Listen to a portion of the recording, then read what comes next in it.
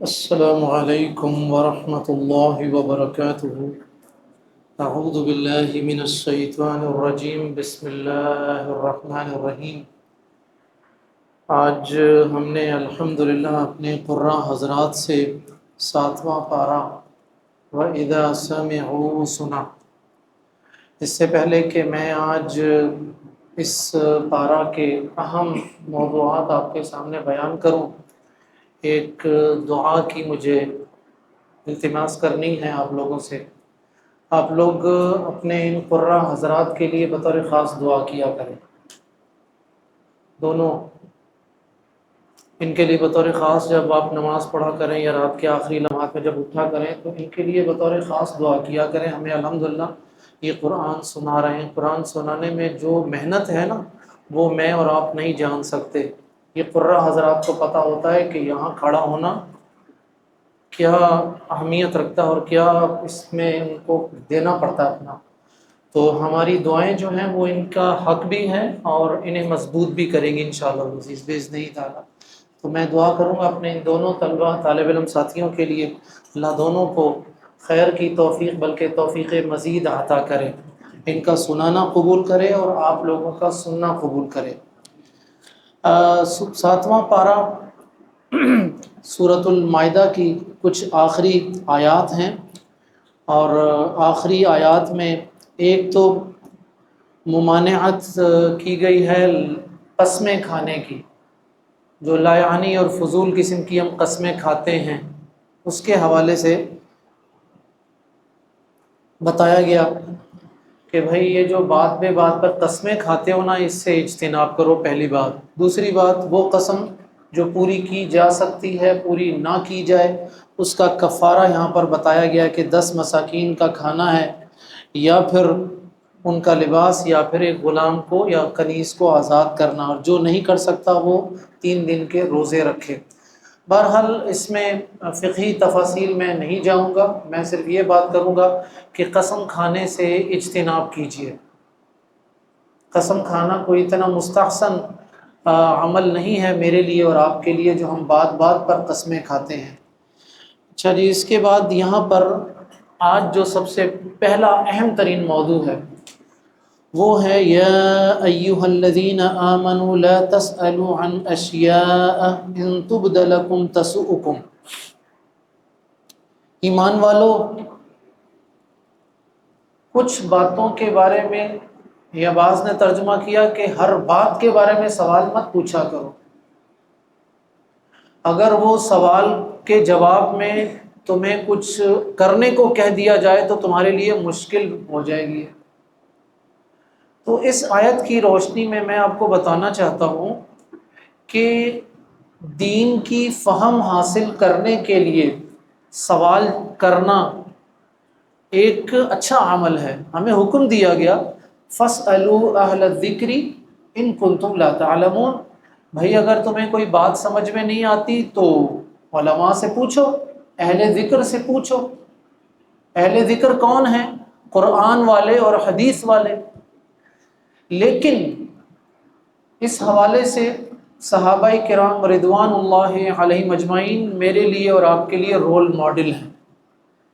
میں نے صحابہ کرام کے سوالات جمع کیے، وہ تقریباً 190 کے قریب سوالات ہیں۔ آپ یقین کریں کہ وہ 190 سوالات میں اکثریت سوالوں کی یہ ہے کہ اللہ کے نبی ہمیں کوئی ایسا کام بتائیے کہ جنت کا حصول آسان ہو جائے، اللہ کے نبی کچھ ایسا بتائیں کہ جہنم سے دوری ہو جائے، اللہ کے نبی سب سے افضل ترین عمل کون سا ہے، اللہ کے نبی خیر کے بارے میں بتائیے، تقوی کے بارے میں بتائیے، نماز کیسے پڑھی جائے گی، روزہ کیسے رکھیں گے ہم، اس طرح کے سوالات ہیں۔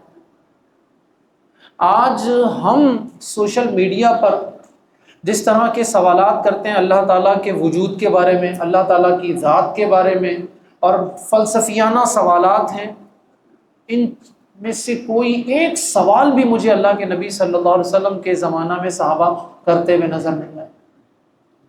تو میں آپ لوگوں کو اختصار کے ساتھ بتانا چاہتا ہوں کہ بھائی عقائد میں آپ یہ ضرور سوال کریں کہ یہ کیا ہے، لیکن کیوں کی باری نہیں ہے۔ اچھی طرح سمجھ لیجئے، آپ یہ پوچھیں کہ قبر کا عذاب ہے یا نہیں ہے، یہ سوال کر سکتے ہیں، لیکن اگر آپ کو جواب دے دیا جائے کہ جی ہے تو پھر کیوں ہے، یہ کیوں کا آپ کا سوال کرنا بنتا نہیں ہے، یہ کیوں کا سوال جائز نہیں ہے، کیونکہ عقائد کے بارے میں، عبادات کے حوالے سے بہت سارے ایسے ایریاز ہیں جو پروہیبٹڈ ایریاز ہیں، ہمارے لیے ممنوع وادیاں ہیں، بھائی وہاں پر جو کہہ دیا اس کو مان لیجیے بس۔ دیکھیں سوالات ایسی جگہ جہاں سوالات نہ قرآن میں ہیں نہ حدیث میں ہیں، ان کے جوابات سے آپ کو کوئی فائدہ نہیں ہے، نہ جواب ملے گا آپ کو۔ مثال کے طور پر عقیدہ آخرت ہے ہمارا، سانس، آخری سانس سے لے کر جنت یا جہنم تک کے جو 12 اسٹیپس ہیں ہمارے پاس، جو کتاب و سنت میں مذکور ہیں، یہ سارے کے سارے ایمان بالغیب سے تعلق رکھتے ہیں ہمارے۔ تو ایمان بالغیب میں سوال مت کیجئے بھائی، جو سن لیا اس کو مان لیجئے، غیبیات کے حوالے سے سوال مت کیجئے۔ اللہ تعالیٰ کا تعارف جتنا بتا دیا گیا اسی پر اکتفا کریں، اس پر سوالات مت کریں۔ مختصر یہ کہ جہاں ہمیں اجازت ہے وہ ہم سوال کریں، اور وہ کون سے سوالات ہونے چاہیے؟ اللہ کے نبی سے جو صحابہ نے سوال کیے تھے۔ آپ ہم سے یہ پوچھیے علماء سے کہ حضرت یہ بتائیے کہ نماز میں تقوی کیسے حاصل کیا جا سکتا ہے، نماز میں خشوع اور خضوع کیسے مل سکتا ہے، آپ یہ سوال کریں۔ رمضان کی مہینے کی مناسبت سے بتاؤں، ہم سے میجورٹی لوگ یہ سوال پوچھتے ہیں کہ شیخ صاحب یہ بتائیے گا کہ روزہ کیسے ٹوٹتا ہے، یا کیسے سحری اور افطاری، یعنی فقہی موضوعات پر سوالات کیے جاتے ہیں۔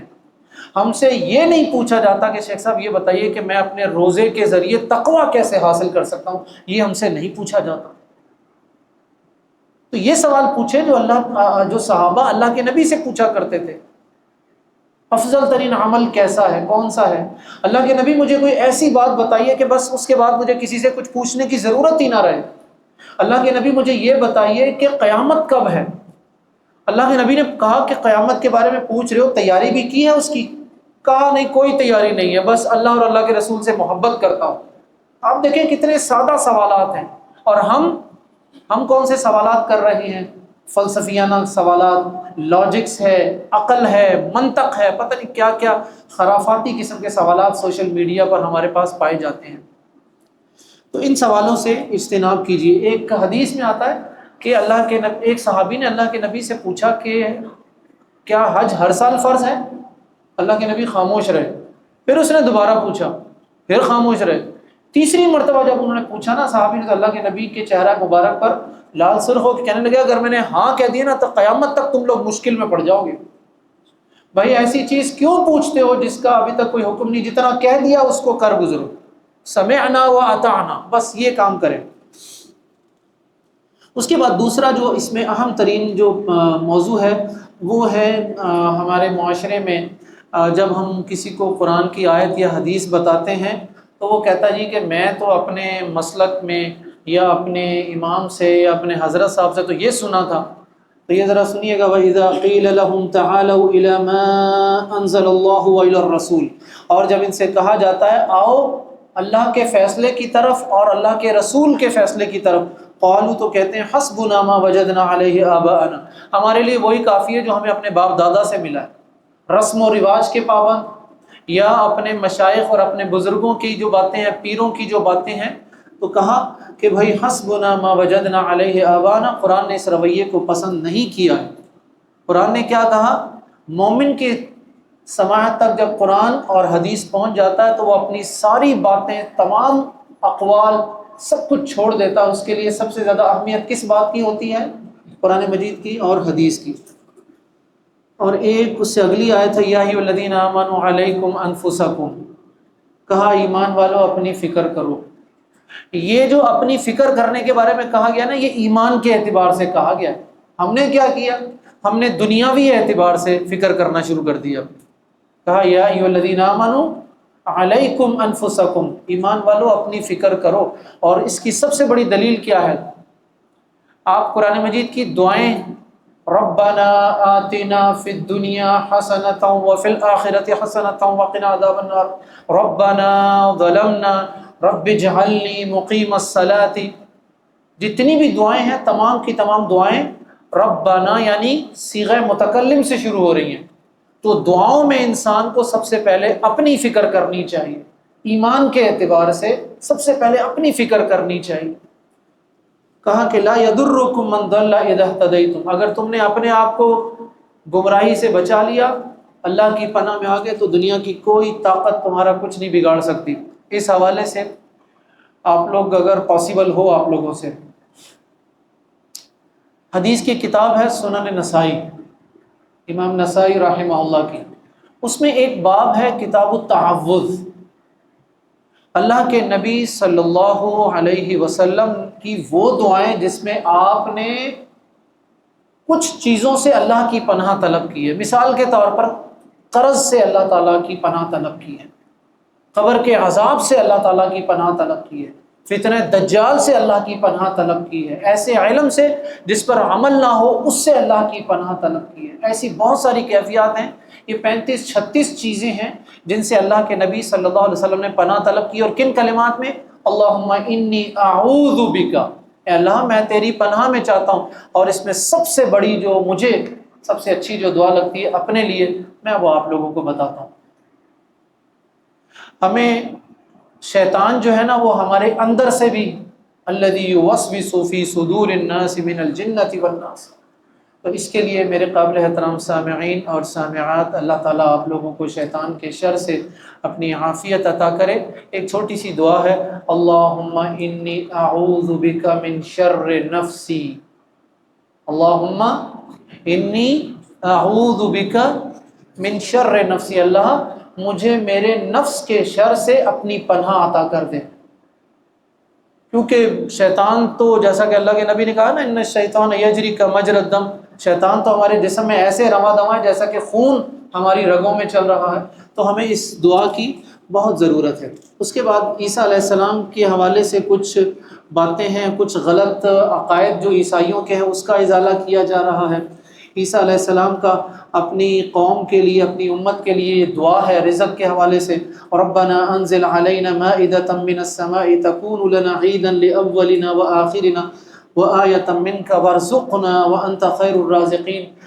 بعض مشائخ، بعض ہمارے اسلاف رحمہم اللہ کہتے ہیں کہ رزق کی تنگی کے حوالے سے عیسیٰ علیہ السلام کی یہ دعا پڑھی جائے تو رزق جو ہے دسترخوان کشادہ ہو جاتا ہے.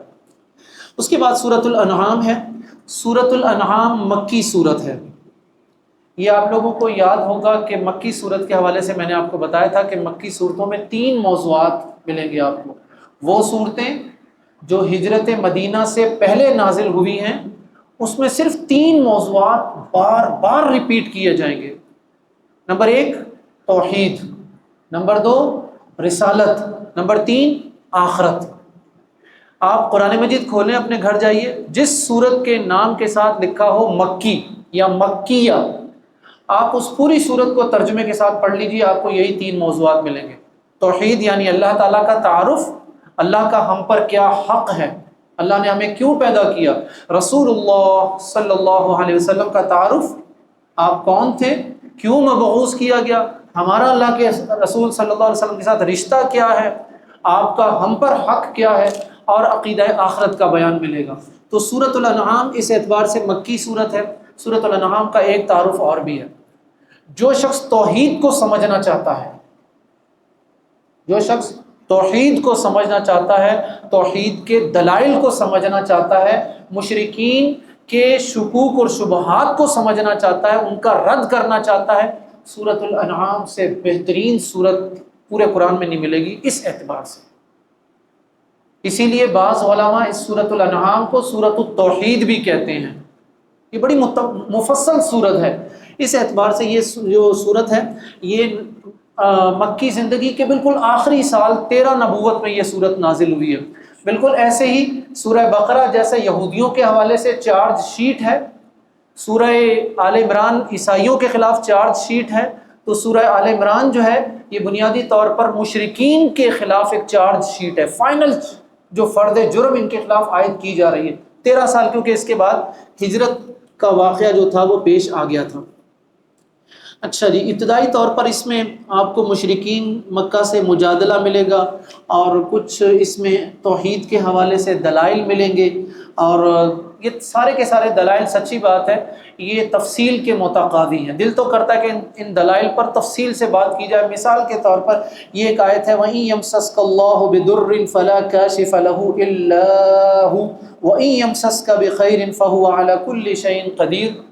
نفع اور نقصان پر صرف اللہ تعالیٰ قادر ہے، نفع نقصان پر اللہ کے علاوہ کوئی اور قادر نہیں ہے۔ آپ قبر میں جن کو دفن کر چکے ہیں ان کو اپنی بات نہیں سنا سکتے، وہ کتنے ہی عظیم اور جلیل القدر کیوں نہ ہو۔ جو شخص فوت ہو گیا، جس کی روح اس سے جدا ہو گئی، اب آپ اس کو اپنی بات نہیں سنا سکتے۔ یہ ایک الگ بات ہے کہ ہمارے معاشرے میں یہ چیزیں بھی گمراہی اس حد تک ہے کہ میں پچھلے دنوں ایک یوٹیوب پر ایک ویڈیو دیکھ رہا تھا جس میں ایک بڑے پاکستان کے بڑے مشہور مولوی صاحب ہیں جو کینیڈا میں موجود ہیں، انہوں نے کیا کیا، فوت ہونے کے والے کے مائک لی اور ایک اسپیکر تھا جو قبر کے اندر اس کے لگایا ہوا تھا، اور اسپیکر مائک پر اس کو بتا رہے تھے کہ اب تمہارے پاس فرشتے آئیں گے، تم سے یہ پوچھیں گے من ربو کا، تو تم نے یہ جواب دینا ہے بھائی، اور تم نے پوچھا جائے گا من نبیوں کا، تم نے یہ جواب دینا ہے، ماں دینوں کا، تمہیں یہ جواب دینا ہے۔ اس کو مردہ کو جس کو دفن کیا جا چکا تھا اس کی قبر میں اسپیکر لگا کر مائک کے ساتھ اس کو بتا رہے تھے کہ بھائی فرشتے آئیں گے، یہ جواب دیا جائے گا۔ اس حد تک گمراہی ہمارے پاس موجود ہے۔ قرآن نے ایک صراحت کے ساتھ کہہ دیا جو فوت ہو گیا آپ اس کو اپنی آواز نہیں سنا سکتے۔ اگر اس کو یقین کر لیں تو یقین کریں شرک کی آدھی جڑ ختم ہو جاتی ہے، آدھا شرک ختم ہو جائے گا اگر ہم اس عقیدے پر آ جائیں۔ اسی طرح توحید کی ایک اور دلیل ہے جس میں کہا قُل لَا أَقُولُ لَكُمْ عِنْدِي خَزَائِنُ اللَّهِ وَلَا أَعْلَمُ الْغَيْبَ وَلَا أَقُولُ لَكُمْ إِنِّي مَلَكٌ إِنْ أَتَّبِعُ إِلَّا مَا يُوحَى إِلَيَّ۔ یہ آیت اللہ تعالیٰ نے نبی کریم صلی اللہ علیہ وسلم کی زبان مبارک سے یہ اعلان کروایا، محمد صلی اللہ علیہ وسلم یہ بات آپ کھل کر کہہ دیجئے کہ میرے پاس اللہ کے خزانے نہیں ہیں۔ ولا اعلم الغیب، اب اس کا کیا ترجمہ کیا جائے گا کہ اللہ کے نبی کہہ رہے ہیں ولا، اور نہیں، اعلم، میں جانتا ہوں، الغیب، غیب کو، میں غیب کو نہیں جانتا ہوں، ولا اقول لکم، اور میں یہ بھی نہیں کہتا کہ میں فرشتہ ہوں۔ تو صراحت کے ساتھ جو ہمارا عقیدہ ہے کہ اللہ کے نبی غیب جانتے تھے یا اولیاء غیب کا علم جانتے ہیں، یہاں مجھے بتائیے کوئی بڑے سے بڑا بھی کوئی ولی ہو، مثال کے طور پر عبد القادر جیلانی رحمہ اللہ، کیا وہ اللہ کے نبی سے بڑے ہیں درجے میں؟ تو جب اللہ کے نبی صلی اللہ علیہ وسلم کے پاس غیب کا علم نہیں، صرف یہی آیت نہیں، ایک اگلی آیت بھی ہے، سنیے ذرا آیت نمبر 59 میں، وَعِندَهُ مَفَاتِحُ الْغَيْبِ، اور اللہ کے پاس غیب کی کنجیاں ہیں، لَا يَعْلَمُهَا إِلَّا هُ، اللہ کے علاوہ کوئی نہیں جانتا، وَيَعْلَمُ مَا فِي الْبَرِّ وَالْبَحْرِ، اور وہ خشکی اور تری کی ساری باتوں کو جانتا ہے، وَمَا تَسْقُطُ مِنْ وَرَقَةٍ إِلَّا يَعْلَمُهَا، اور وہ ایک ورقہ بھی اگر گرتا ہے تو اس کے بارے میں بھی جانتا ہے، زمین کی گہرائیوں میں تاریکیوں میں ایک دانہ ہے اس کے بارے میں بھی جانتا ہے، ہر خشکی کے بارے میں، ہر چیز کے بارے میں وہ اللہ جانتا ہے۔ تو اس آیت کا بھی خلاصہ یہ ہے کہ اللہ کے علاوہ غیب کا جاننے والا کوئی نہیں ہے۔ جس بات کا اللہ تعالیٰ نے اپنے نبی صلی اللہ علیہ وسلم کو بتا دیا اب وہ غیب نہیں رہی۔ معراج کی رات گئے تھے آسمانوں کی سیر کرنے، میرے لیے اور آپ کے لیے آسمان غیب ہیں، لیکن اللہ کے نبی صلی اللہ علیہ وسلم نے آسمانوں کا جتنا حصہ دیکھ لیا تھا، آپ صلی اللہ علیہ وسلم کے لیے وہ غیب نہیں رہا۔ واپسی پر آپ کو جنت کے کچھ مناظر دکھائے گئے، جہنم کے کچھ مناظر دکھائے گئے، تو جتنے جنت اور جہنم کے جتنے مناظر اللہ کے رسول صلی اللہ علیہ وسلم نے دیکھ لیے تھے وہ آپ کے لیے غیب نہیں رہے، باقی جنت اور جہنم اسٹل اللہ کے نبی صلی اللہ علیہ وسلم کے لیے بھی غیب ہی تھی۔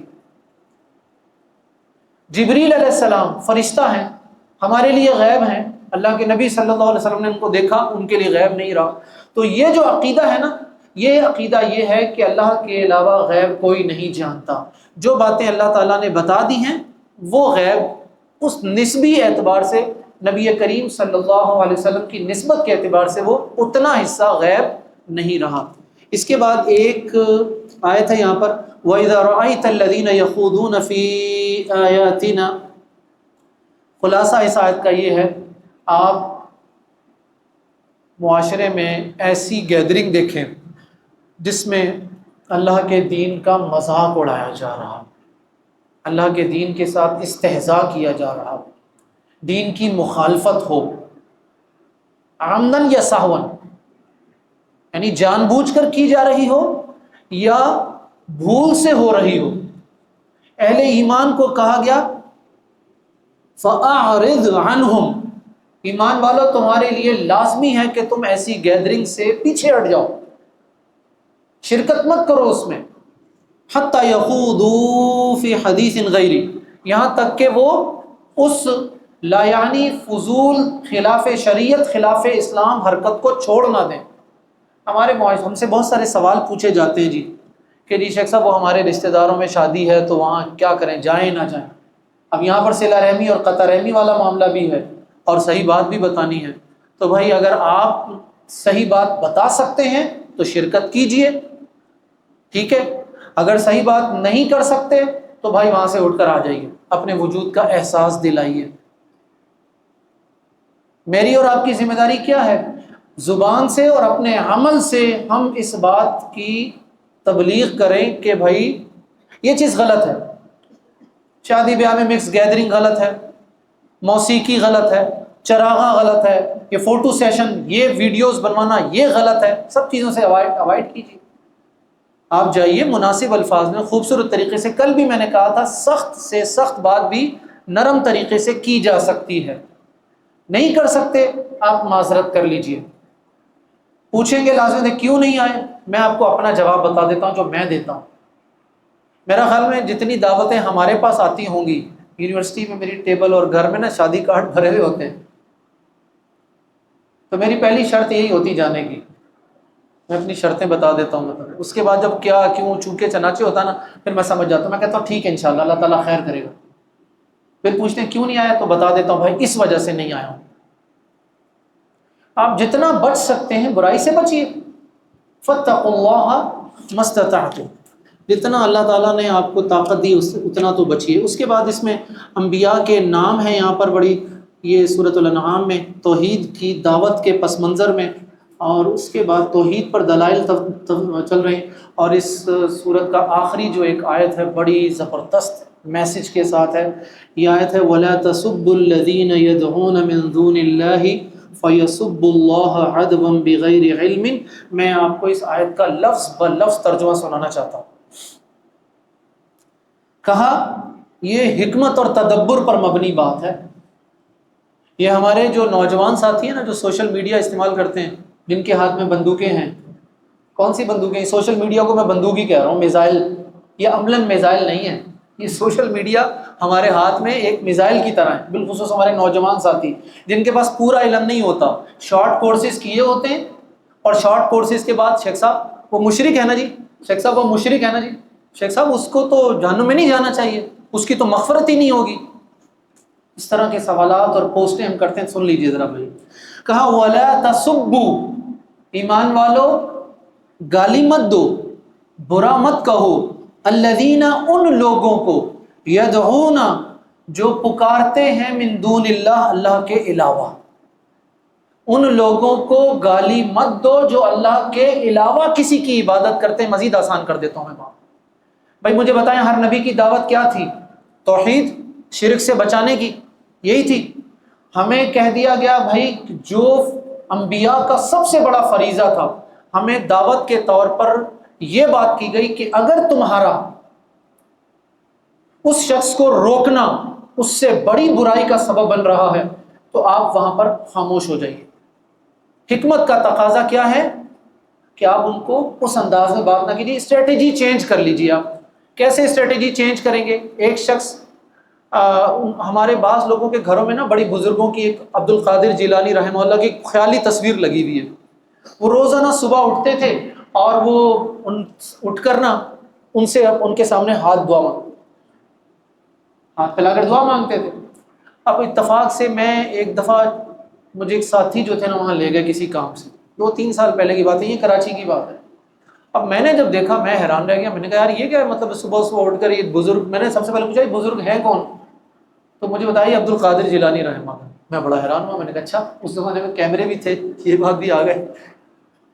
اب میرے سامنے 2 راستے تھے، یا میں کہتا بھائی یہ شرک ہے، یہ غلط بات ہے، یہ شرک کر رہے ہو تم، تو حرام ہے یہ، ایک راستہ میرے پاس یہ تھا۔ دوسرا راستہ میرے پاس کیا تھا، تو میں نے ان سے کہا، جو میں آپ کو بتا دیتا ہوں، میں نے ان سے کہا کہ یار آپ صبح صبح اٹھ کر اللہ تعالیٰ سے دعا کیا کریں، اللہ تعالیٰ تو دعائیں رد کرنے والا نہیں، ڈائریکٹ اللہ سے دعا کیوں نہیں مانگتے آپ؟ فجر کی نماز پڑھو، اللہ کے نبی نے یہ دعائیں مانگی ہیں، یہ دعا مانگو گے، مشکل کون سی آپ کی؟ اس نے کہا میری اولاد نہیں۔ تو میں نے کہا قرآن مجید کی آیت ہے نا، سیدنا زکریا علیہ السلام کی، بے اولاد تھے، 80-90 سال کی عمر میں اللہ نے ان کو اولاد دے دی، تو آپ کو کیوں نہیں دے گا؟ استغفار کرو، یہ دعا کرو، یہ دعا کرو، یہ دعا کرو، یہ تو قرآن کی دعائیں ہیں۔